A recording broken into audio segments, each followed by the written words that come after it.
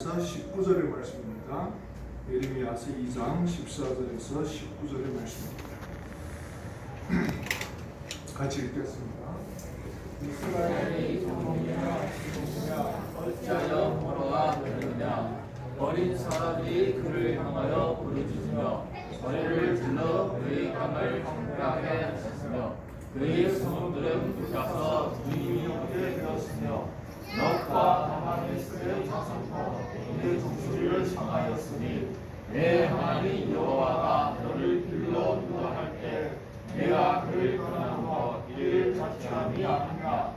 내가 시온의 물을 마시려고 애굽으로 가는 길에 있으면 어찌 되느냐. 또 내가 그 강물을 마시려고 아수르로 가는 길에 있으면 어찌 되느냐. 내 아들 너를 죽지 않았고 내 아들이 너를 책망할 것이라. 그런즉 내 하나님 여호와를 부른과 내 속에 나를 경외함인 것이 아니요 고통인 줄 알아. 주 만군의 여호와의 말씀이라. 아멘.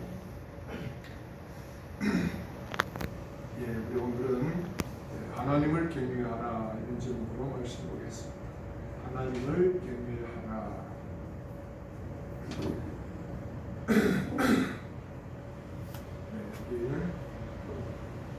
요즘 세계 정세가 굉장히 복잡합니다.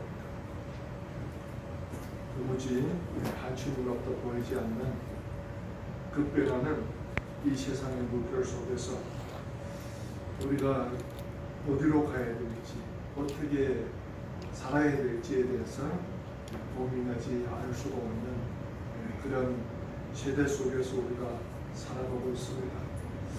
불행인지 아니면 축복인지 잘 모르겠습니다.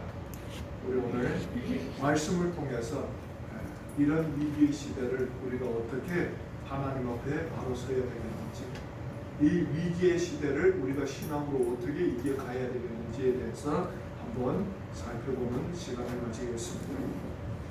2차 세계대전 이후에 이 세계는 냉전 시대로 들어섰습니다.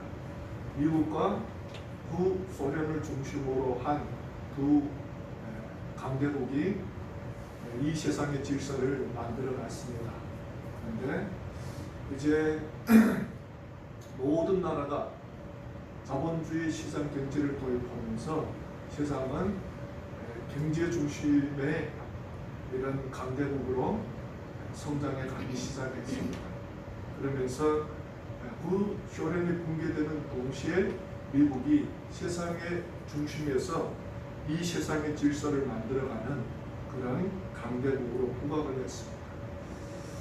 이제 요즘에 들어서 가지고 중국이 경제적으로 조금 성장을 이루어가면서 구도가 바뀌어져서 중국과 미국의 경제적인 이제 갈등을 이어가는 그런 구조로 바뀌어져 갔습니다. 근데 우리가 이렇게 세상의 역사를 살펴보면은 그동안 이제 강대국이 약소한 나라들을 식민지화시키고 또 식민지 시대는 지나갔지만은 경제 식민지를 이루어가면서 사람들이 그 속에서 침략을 받음에도 불구하고 그 나라의 문화에 이제 동화를 받음에도 불구하고 그 속에서 안전해하는 그런 삶의 모습을 우리가 살펴볼 수가 있습니다. 그래서 2차 세계대전 이후에 모든 나라들이 식민지 속에서 벗어나서 자주 독립을 이제 지켜왔고 또 독립된 나라로 성장해 왔는데 여전히 그 속에는 장기간 식민지화 속에서 받아왔던 문화적인 침략이나 혹은 사회의 여러 면의 모습을 우리가 지켜보면은 강대국의 그 식민지 시대에 그들을 침략을 했던 여운이 여전히 남아있다라는 것을 우리가 살펴볼 필요가 있습니다. 요즘 중국에서 가장 골칫거리가 되는 문제가 홍콩 문제입니다. 그래서 홍콩이 자유민주주의의 어떤 이념으로 한 세기를 지나오다 보니까 중국 공산당이 갑작스레 이념을 바꾸려고 하니까 홍콩에 있는 자유민주주의의 아예 그냥 물들어있는 어린 시대라 받아들일 수가 없습니다. 우리는 시위를 하고 정치에 참여를 한다 해도 그래도 대학을 나오거나 혹은 사회에 경력이 있거나 혹은 40대, 50대가 주축이 되어서 이제 시위를 끌고 가는 줄로 알고 있었는데 이번 홍콩 사태는 나이가 한 19살, 20살 되는 아이들이 중심으로 시위가 이제 진행이 됐습니다. 그래서 굉장히 경악했습니다. 저 애들이 뭘 할까? 저 애들이 정말 어떤 민주주의 이념에 이용을 당하고 있는 건 아닌지 뭔지를 알고나 저렇게 정부에 맞서가지고 시위를 하고 있는 건지 이런 생각을 하지 않을 수가 없게 되더라고요. 근데 그 애들에게 있어서는 어릴 때부터 민주사회 속에서 살아왔는데 갑작스레 공산주의 이념을 받아들여야 되고 공산당의 통치를 받아들여야 된다는 그 현실을 받아들일 수가 없습니다. 그래서 요즘에 홍콩 보안법이 이제 강제적인 수단으로 통과가 되었지만은 여전히 시위가 끊기지를 않습니다. 왜 이런 일들이 일어나느냐? 한 세기 동안 영국의 식민지로 있었던 홍콩이 물론 중국의 일부분이지만 그들이 살아왔던 그 삶의 울타리나 그들이 경험했던 모든 문화가 영국 문화에 영향을 받았기 때문에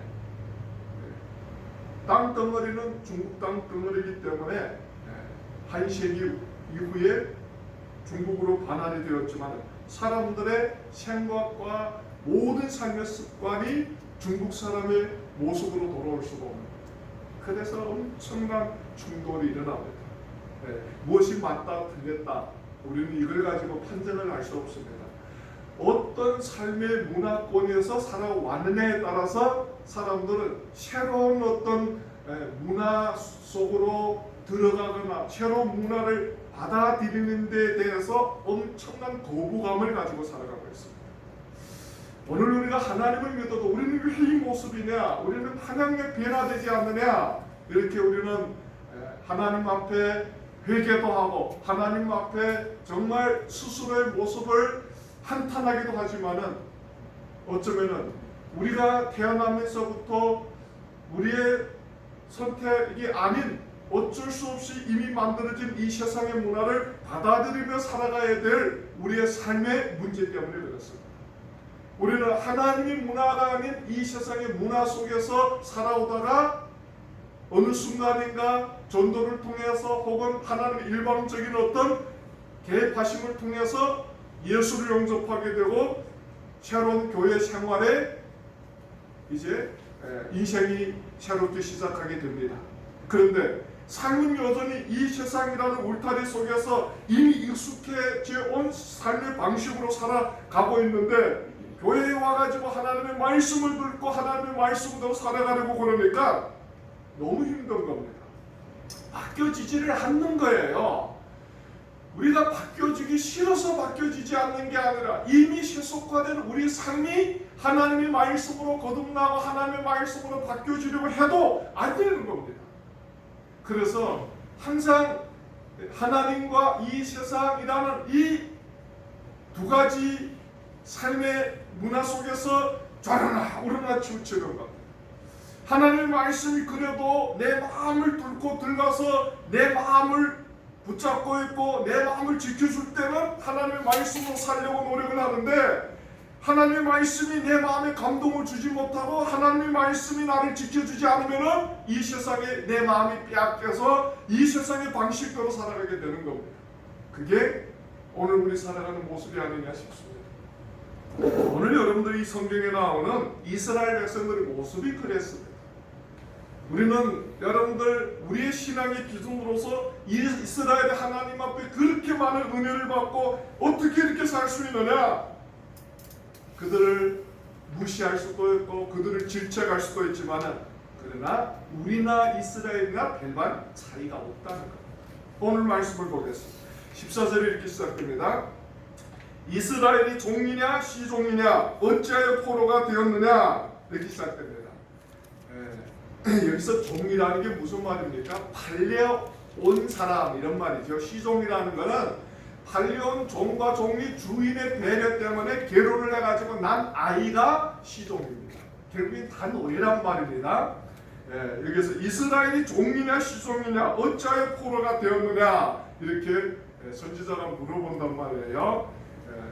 하나님이 이스라엘 백성들을 하나님의 백성으로 선택을 했고 자유민으로 선택을 했는데 너희들이 왜 옛날의 모습으로 돌아가려고 하느냐 이런 말입니다. 오늘 우리가 예수를 믿었는데 왜 자꾸 세속적인 삶의 방식을 내려놓지 못하느냐 이런 말이 똑같은 말입니다. 이스라엘 백성들이 여러분들 종되었던 애굽 땅에서 모세라는 선지자를 통해서 출애굽을 했고 광야에 40년 동안 하나님 앞에 기가 막힌 훈련을 받지 않습니까?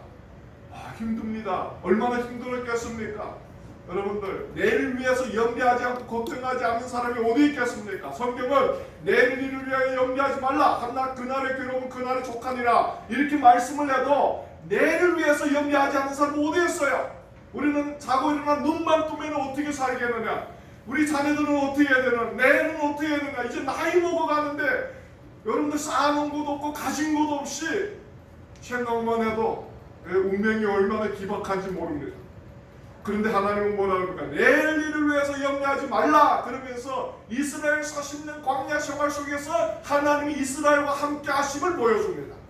그래서 매일매일의 만나를 내려줍니다.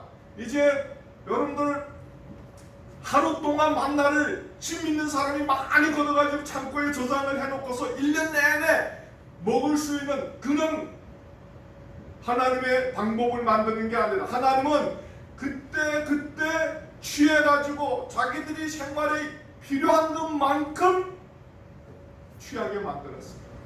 많이 취해도 이튿날이면 다 썩어버립니다. 먹을 수 없게 만듭니다. 오늘에 먹을 것만큼 취해가지고 오늘 살고 내일은 또 하나님이 부어주신 은혜로 살아가게 만들었습니다. 그게 하나님의 질서입니다. 근데 오늘날 우리의 삶의 질서는 뭡니까? 오늘에 우리가 취한 것을 가지고 우리가 오늘 사는 것으로 끝나는 게 아니라 우리는 최선을 다해가지고 많은 것을 취해서 평생 살 수 있게끔 우리는 노력을 하고 있는 겁니다. 그래서 힘들어요. 오늘 여러분들이 먹고 살 것만큼 취하면은 그렇게 힘든 인생은 아니겠지만 그러나 내일을 염려하고 또 몇 년을 염려하고 내 평생을 염려하다 보니까 힘들고 고통스러운 겁니다. 그런데 그런 한 지수가 있었습니다. 성경에 보니까 예수님이 이제 그런 이야기를 하죠. 한 지수가 있었는데 그해 농사가 너무 풍년이 들었습니다. 풍년이 들어가지고 흐뭇해가지고 낮에 족잠을 자고 있는데 꿈을 꾸는 겁니다. 이제 하나님이 나타나죠. 그럽니다. 야, 이 멍청아. 그러니까 왜요? 나는 내가 평생 먹을 양식을 다 추수를 했는데 이제는 먹고 즐기면서 살면 되는데 내가 왜 멍청입니까? 그러니까 하나님이 뭐라 그래요? 네가 가지고 있는 이 모든 것이 네 것이 어디 있느냐? 네 생명마저도 네 것이 아니다. 내가 오늘날 네 생명을 취하면 네가 가지고 있는 이 모든 것이 너에게 무슨 유익이 있느냐? 이렇게 얘기를 하는 겁니다. 우리의 것은 아무것도 없습니다. 여러분들 모든 것이 영원하다라고 착각하지 마세요. 오늘날 이 시간도 하나님이 우리 인생에 준 선물입니다. 우리는 이 선물을 하나님 앞에 어떻게 살아줘야 되느냐를 고민해야 되지. 우리는 내일 또 하나님이 우리에게 주실 그 선물의 하루를 앞당겨가지고 내일 내가 어떻게 살 것이냐를 고민하지 말라는 겁니다. 그래서 이스라엘 백성들이 40년 동안 훈련을 받습니다. 오늘도 하나님께 속하지만 내일도 하나님께 속했다는 것을 가르쳐 주는 거예요. 40일 동안 너희들이 열심히 일해가지고 너희들이 평생을 지켜가는 게 아니라 내일도 하나님이 지켜줘야 된다는 겁니다. 그래서 가나안 땅에 들어갔는데 결국에는 이스라엘 백성들이 어떻게 됩니까? 이스라엘 백성들이 가나안의 문화를 쫓아가는 겁니다. 얼마 지나지 않아가지고 이스라엘 백성들이 다 가나안 문화에 동화돼 버리는 겁니다. 그런 이스라엘의 모습에 대한 하나님의 한탄입니다. 안타까운 마음이죠. 네, 여러분들 15절에 이렇게 나옵니다. 어린 사자들이 너를 향하여 부르짖으며 소리를 날려 내 땅을 황무케 하였으며 내 성읍들을 불타서 거민이 없게 되었으며 높과 다바니에서의 자손도 내 종소리를 성하였으니 내 하나님 여호와가 너를 길로 인도할 때 내가 나를 떠남으로 이를 자취함이 아니냐. 이렇게 나옵니다. 너희들이 어떻게 돼서 오늘 이 지경이 되느냐. 너희들이 네 인생을 지키려고 그랬고 너희들이 쌓아놓은 재물로 너희들이 평생 살려고 노력을 했는데 어떻게 되다 보니까 오늘 너희 삶이 이렇게 됐느냐 얘기를 하는 겁니다. 바벨론의 포로로 잡혀가게 되었고 이집트의 포로로 잡혀갔고 이미 이스라엘은 아수르에서 멸망당했고 어떻게 되다 보니까 인생이 이렇게 엉망이 되느냐 하나님 물어보는 겁니다. 여러분들 정말 다재다능한 이 시대 속에서 한 나라의 운명도 그렇고 한 가정의 운명이나 한 개인의 운명도 그렇고 우리가 여러분들 우리의 스스로를 지킬 만한 능력이 뭐가 있습니까? 아무것도 없어요. 예, 이제는 뭐 코로나도 별로 그렇게 사람들에게 공포를 가져다 주는 것 같지 않습니다. 점진적으로 적응해 가고 있어요. 요즘에 의학가들이 얘기하잖아요. 코로나도 이 시대에 유행하는 독감 중에 하나라고 생각하면 된다 그래요. 앞으로 약이 나와도 코로나는 없어지지 않을 거라고요. 아마도 매년마다 유행이 되는 독감 중에 한 병으로서 병에 걸리는 사람이 독감에 걸리는 사람들을 하고 비슷해가지고 병원에 가가지고 그냥 약 먹고 치료하면 낫는다 그래요. 예, 그때가 언제가 되겠는지는 모르겠지만은 여러분들 코로나 때문에 죽은 사람이 얼마 된다고 생각하세요? 지금 뭐 전 세계적으로 한 56만에 가까이 이르렀다 그러는데 한국은 죽은 사람이 많지 않습니다. 몇백 명이 죽었는지 모르겠는데 사실상 매년마다 코로나보다 교통사고로 죽는 사람, 암으로 죽는 사람, 여러분들 재해로 죽은 사람, 홍수로 죽은 사람 더 많습니다. 예. 어느 것을 봐도 여러분들 코로나로 인해서 죽은 사람의 숫자보다 더 많습니다. 네, 여러분들 점진적으로 코로나가 제일 처음에는 사람들의 생명에까지 위협을 가져다 주니까 두려워했는데 먹고 살아야 되잖아요. 네, 굶어도 죽는 거고 코로나 걸려도 죽는 것들 먹다가 죽는 게 낫지. 그래가지고 처음에는 다 집에서 밖을 나가지 않고 자신을 지키다가 이제는 뭐 어디를 가면 봐도 마스크 낀 외에는 잘 모르겠어요. 이게 무슨 코로나 전염병이 돌아다니고 있는지 뭐 저는 마스크 이렇게 다 끼니까 여자들이 참 편하겠다 이렇게 생각합니다. 화장할 필요가 없잖아요. 요즘 여러분들 화장품 회사 가면 힘들겠어요. 화장품이 팔리자 마스크 끼고도 화장하세요? 이게 참 의문스러운데 뭐 무슨 남자가 뭐 그런 것까지 고민할 일은 없는데 이제는 아마 마스크가 좀 이렇게 멋있는 디자인으로 나오지 않겠느냐. 어떻게 이쁘게 해줄 만한 미국에서 요즘에 투명 마스크가 나왔다 그러잖아요. 얼굴에도 알리지 않는다. 얼굴이 그 모습이 다 보인다 그러는데 아마 그런 방향으로 또 엄청난 시장이 만들어지지 않겠느냐 이런 생각을 합니다. 우리는 손바닥만한 그 얼굴을 가꾸느라고 얼마나 돈을 써대는지 모릅니다. 그러니까 아예 하나님이 야, 내 손바닥만한 얼굴 가꾸지 말고 다 가리고 다니라 그랬는지 모르겠습니다. 너무 신경 쓰니까 거기다 여자들은 얼굴에 화장한다면 이해도 되겠는데 요즘은 뭐 남자들까지도 앉아서 화장하면 기본 1시간이라고 그러더라고요. 야, 그래서 제가 생각합니다. 정말 장사꾼들이 얼마나 지혜로우면은 남자들이 얼굴에다가도 화장품을 대게끔 동화를 시켰을까? 옛날에 여러분들 남성의 미라는 것은 뭡니까? 꽃미남이라는 얘기가 없습니다. 울퉁불퉁하고 남자다워야 되잖아요. 좀 거칠 보여야 되는데 어느 순간인가 그 생각을 확 바꿔버려가지고 여성다운 남성미를 이 사회에 그냥 유행시켜버려가지고 장사꾼들이 돈을 벌어가는 거예요. 그게 다 오해가 돼버린 거지. 그걸 미로 생각하고 그걸 다른 사람들 앞에 보여주는 어떤 형상으로 이미지로 생각하고 그러니까 장사꾼들만 돈 벌어먹고 사는 데서 뭐 어떻게 하겠습니까?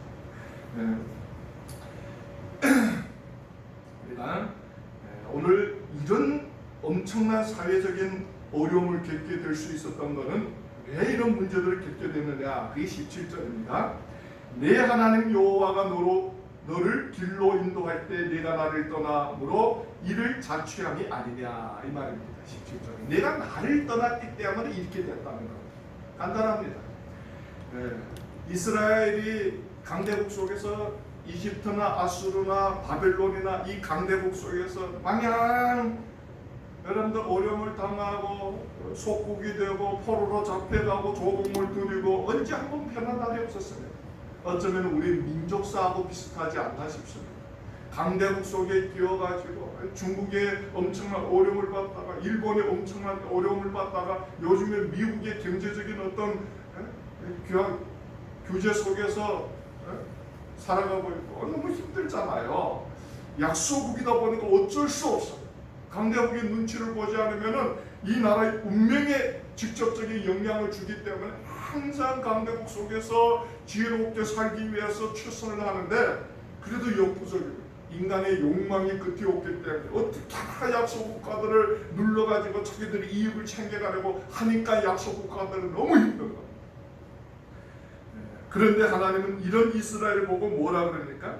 내 하나님 여호와가 너를 길로 인도할 때 네가 나를 떠남으로 이를 자취했다. 하나님을 떠났기 때문이라는 거예요. 너희들이 정말 지혜로워서 전쟁을 잘해서 너희들이 정말 강대국이어서 주변에 이집트나 아수르나 바벨론으로부터 너희들을 지켰느냐? 아니라는 거예요. 내가 너희들을 지켜줬다는 거예요. 내가 주변의 강대국들의 마음을 지켜서 너희들을 침략하지 못하게 만들었고 내가 주변의 강대국의 마음에 두려움을 가져둬서 너희들을 침범하지 못하게 했다는 겁니다. 여러분들 이스라엘 백성들이 가나안 땅으로 들어갈 때 가나안에 있는 칠족들은 두려워서 벌벌 떨었습니다. 왜 그랬다 그랬습니까? 기생 라합이 얘기하죠. 이제 여호수아가 정탐꾼을 가나안 땅으로 보내는데 정탐꾼들이 정탐을 하다가 여리고성에 발각이 돼가지고 쫓겨옵니다. 이제 도망을 치다가 기생 라합이 집으로 들어가는데 기생 라합이 다락에다가 숨겨줍니다. 숨겨줬는데 이제 군대들이 쫓아왔다가 발각되지 못하니까 가고 나니까 정탐꾼들이 기생 라합하고 물어보는 거예요. 너희는 왜서 우리를 이렇게 숨겨주느냐? 숨겨줬다가 발각되면 목이 떨어져 나가는데 네가 어떻게 이런 일을 할 수 있느냐? 물어보니까 기생 라합이 그러잖아요. 내가 너희들을 숨겨준 것은 너희들의 하나님이 상천하제 유일하게 살아계신 하나님이기 때문에 내가 너희들을 숨겨준다는 겁니다. 하나님이 너희들과 함께하기 때문에 하나님이 너희들을 축복 주기 때문에 하나님이 너희들과 함께하기 때문에 내가 너희들을 숨겨줬다는 겁니다. 그러나 약속을 하는 겁니다. 너희들이 믿는 그 하나님이 너희들로 하여금 이 여리고성을 이제 침범을 하게 만드는데 너희들이 여리고성을 이제 침범을 할 때 우리 가정을 좀 살려달라는 거예요. 그래서 약속을 해가지고 창문에다가 빨간천 조각으로 끈을 매달면은 우리가 여리고성을 침범할 때 네 가정을 지켜주겠다는 거예요. 여러분들 누구를 두려워했다? 하나님을 두려워했다. 이 세상에 사람을 두려워할 게 있습니까? 하나님을 두려워한단 말이에요. 이 세상에. 오늘 이스라엘 백성들은 그 하나님을 떠남으로 말미암아 이 엄청난 위기가 그들 가운데 왔다는 겁니다. 그래서 시편 127편 1절에 이렇게 나옵니다. 여호와께서 집을 세우지 아니하면 세우는 자의 수고가 헛되며 여호와께서 성을 지키지 아니하면 파수꾼이 깨어 있으니 헛되도다. 하나님이 함께하지 않으면 우리 인생은 헛됩니다. 아무 의미도 없다는 거예요. 그러면서 18절에 내가 시올의 물을 마시려고 애굽 길에 있으면 어쩌면요 또 그 하수를 마시려고 아수르의 길에 있으면 어쩌면요. 이스라엘은 무슨 방법을 선택했느냐? 시올의 물을 마시려고 가고 또 그 하수에서 마시려고 아수르의 길에 있으며 이렇게 나옵니다. 그들은 어려움이 있을 때마다 어디로 갔다? 이집트로 가거나 어려움이 있을 때마다 어디로 갔다? 아수르로 갔다는 겁니다. 그들이 주변에 강대국으로 있었던 이집트나 아수르를 의지했다는 거예요. 그래서 어려움이 오면은 이집트에 가가지고 도움을 요청했고 어려움이 오면 아수르에 가가지고 도움을 요청했는데 그 도움을 요청한 이집트나 아수르에 오히려 포로로 잡혀가게 됐다는 겁니다. 오히려 그들이 의지했던 그 사람들로부터 그들이 봉변을 당하고 그 사람들로부터 짓밟힘을 받게 됐다는 겁니다. 그래서 시편 기자는 그러죠. 도울 힘이 없는 방배를 의지하지 말고 네 주 여호와를 의지하라는 겁니다. 사람을 의지하지 말라는 거예요. 사람을 의지하면 허물어지게 된다는 겁니다. 사람을 의지하면 넘어질 수밖에 없다는 겁니다. 그래서 전도서 8장 13절에 이렇게 나옵니다. 악인은 잘되지 못하며 장수하지 못하고 그날의 그림자와 같으리니 이는 하나님을 경외하지 아니함이니라. 이렇게 나옵니다. 그 밑으로 19절에서 내 악이 너를 징계하겠고 내 패역이 너를 채갈 것이라. 그런즉 내 하나님 여호와를 버림과 내 속에 나를 경외함이 없는 것이 악이요 고통인 줄을 알라. 주 만군의 여호와의 말입니다. 오늘 우리가 이 14절부터 19절까지 읽어보면은 이스라엘 백성들이 가장 큰 문제는 뭐냐? 하나님을 경외하지 않는 것이라는 겁니다. 그러면 오늘 우리가 하나님을 경외하는 삶이 어떤 삶이냐를 한번 살펴보겠습니다. 경외라는 게 뭡니까? 두렵고 떨리는 마음으로 공손히 하나님 앞에 무릎 꿇다, 이런 의미입니다. 여러분, 하나님 두렵습니까? 두려우세요? 안 두려우세요? 안 두려우니까 제멋대로 살지 뭐. 그렇지 않으세요? 하나님이 두려우시면은 이렇게 사시겠나 할 정도로 의문이 갑니다. 이스라엘 백성들에게는 하나님이 정말 두렵고 그런 존재였어요. 위험이 있는 분, 두렵고 정말 그들이 무릎 꿇고 경배할 만한 그런 대상이었다. 어느 날 현대교회는 하도 하나님의 사랑을 말하다 보니까 하나님의 위협, 하나님의 이 공의, 하나님의 그 절대성에 대해서는 너무 약화시켰습니다. 그래서 하나님 앞에 아무 짓을 해도 동네 집 아저씨 보듯이 합니다. 하나님 별로 뭐 하나님이 우리를 어떻게 하시겠느냐라는 식으로 하나님을 우습게 알고 있습니다. 하나님은 그런 분이 아닙니다. 하나님은 정말 유엄이 있으시고 우리가 공손하게 그 앞에 무릎을 꿇고 하나님께 영광을 드려야 될 그런 전지전능하신 존재라는 겁니다. 그런데 그런 하나님을 우리는 너무 의식하지 않고 그런 하나님 앞에 우리는 너무 공손한 마음으로 나가지 못하고 있다는 겁니다. 참 안타까워요. 창세기를 보면은 하나님을 경외하는 사람들이 나옵니다. 첫 번째로 우리가 아브라함을 보겠는데 창세기 22장 12절에 이렇게 나옵니다. 사자가 이르시되 그 아이에게 내 손을 대지 말라. 그에게 아무 일도 하지 말라. 내가 내 아들 내 독자까지라도 내게 아끼지 아니하였으니 내가 이제야 네가 하나님을 경외하는 줄을 아노라. 아브라함이 하나님을 경외했다는 거예요. 근데 아브라함이 하나님을 경외한 그 경외함이 뭐냐 말입니다. 창세기 22장에 들어가 보면은 하루는 하나님의 음성이 아브라함에게 들려옵니다. 아브라함아, 아브라함아, 내가 네 독자 이삭을 저 모리아산에서 나에게 제사로 드리라. 그러니까 아브라함이 어찌합니까? 하나님 정신이 있으세요? 내가 어떻게 내 아들을 하나님께 드릴 수 있습니까? 데려가겠으면 내 목숨을 뺏어가세요. 그러지 않겠습니까? 여러분들 그런 일이 없어야 되겠지만 갑작스레 하나님이 여러분들의 집에 와가지고 하나님이 여러분들 자네 보고 모리아산에서 제사로 드리라. 그러면 어떻게 하겠어요? 예, 그럴게요. 그러겠습니까? 그러겠어요?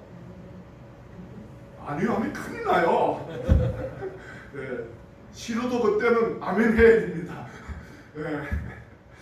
싫어도 아멘 해야 되지. 어떻게 하겠어요? 하나님이 원하신다면 드려야 되지. 뭐 어쩔 수 있습니까? 우리가 할 수 있는 게.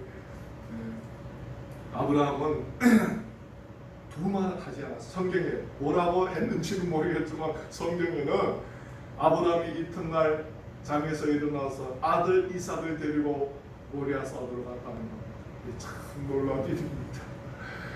모리아산에 가가지고 하나님 앞에 번제로 드리는데 하나님이 아브라함의 마음을 기뻐 연락하고 번제 수양을 준비해가지고 하나님 앞에 제사를 드리게 하는 거예요. 근데 하나님이 이걸 아브라함이 하나님을 경외하는 삶이었다고 얘기를 합니다.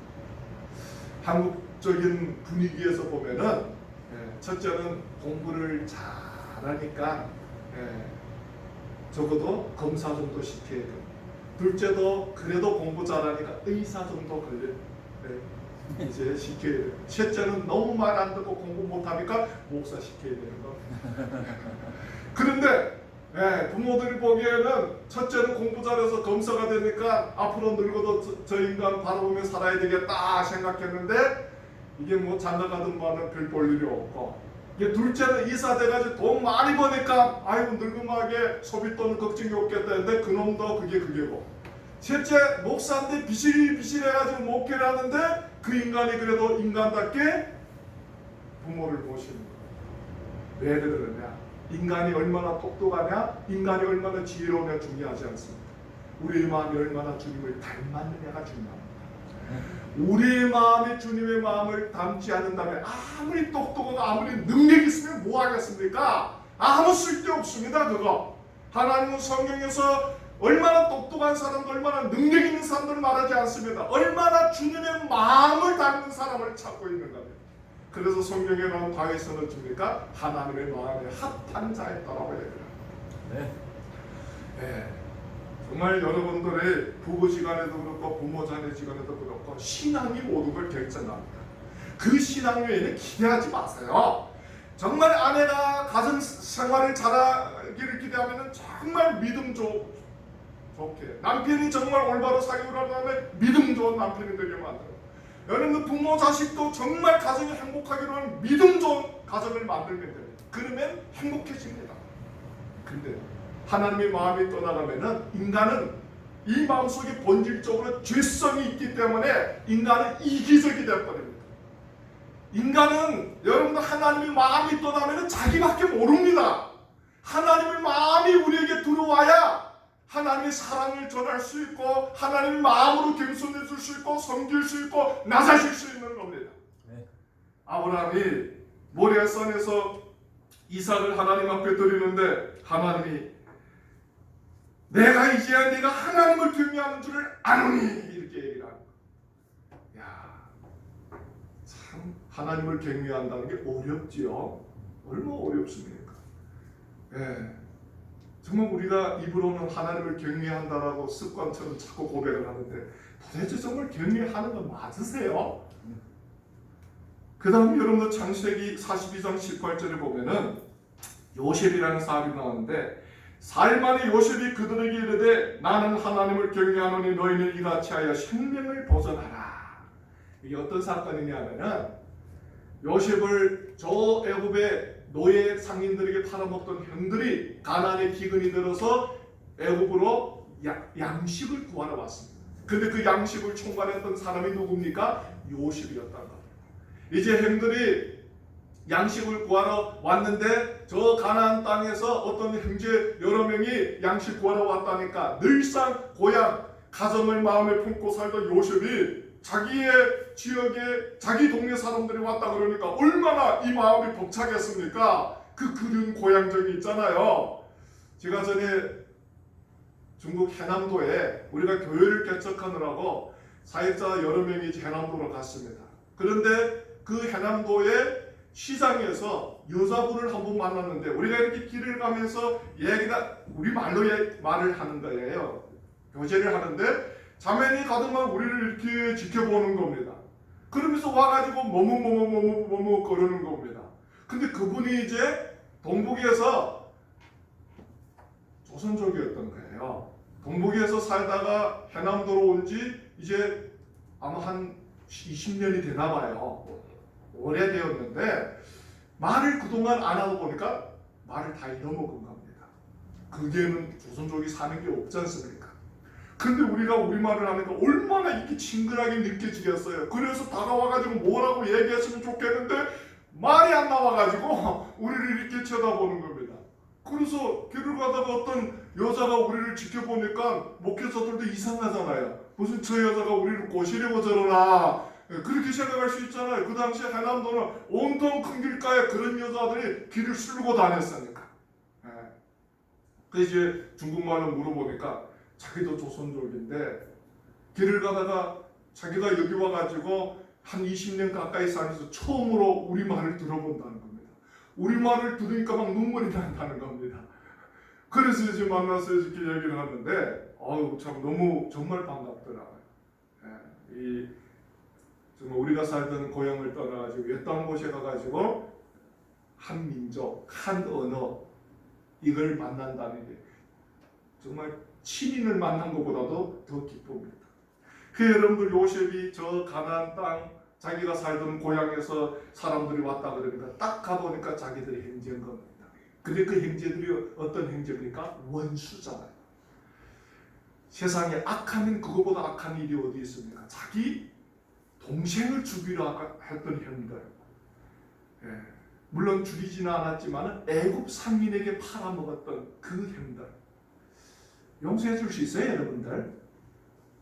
여러분들의 마음을 쭉 열어봐가지고 어쩌다가 어릴 때 형제들끼리 별것 같지 않은 일 때문에 싸운 것도 평생 마음에 품고 사는데 어쩌다가 어릴 때 부모로부터 맞은 상처 평생 마음에 담고 사는데 요셉이 여러분들 어릴 때 그 사춘기인데 그 당시에 어린 나이 형들에게 팔리워서 애굽 땅에서 그 살았던 그 삶의 그 고난 말로 할 수 없잖아요. 눈물 그 자체지 않습니까? 어린 나이에 팔려간 것도 고통스러운데 그가 그 애굽 땅에서 당했던 그 고난을 생각해 보면은 말할 수 없는 고난이었어. 형들을 보는 순간에 얼마나 화가 났겠습니까? 안 그러겠어요? 원하기만 하면은 죽일 수도 있고 원하기만 하면은 어떤 처단도 할 수 있는 권력을 가지고 있는데 그런데 요셉이 뭐라 그럽니까? 창세기 42장 18절에서 사흘 만에 요셉이 그들에게 이르되 나는 하나님을 경외하노니 너희는 이같이 하여 생명을 보존하리라. 요셉은 어떤 사람이다? 하나님을 경외하는 사람이다. 용서도 우리의 마음이 선함으로 이루어지는 게 아닙니다. 우리가 다른 사람도 특별해서 의지력으로 결단하는 게 아닙니다. 하나님을 경외하기 때문에 이루어지는 겁니다. 하나님을 경외하기 때문에 용서할 수 있는 거예요. 하나님을 경외하기 때문에 원수도 여러분들 덮어줄 수 있는 겁니다. 저는 사랑의 원자탄이라고 불리웠던 손영호 목사님이 그 어마어마한 결정을 했던 그 삶의 자체가 하나님을 경외하는 삶이 아니었는가 이렇게 생각을 합니다.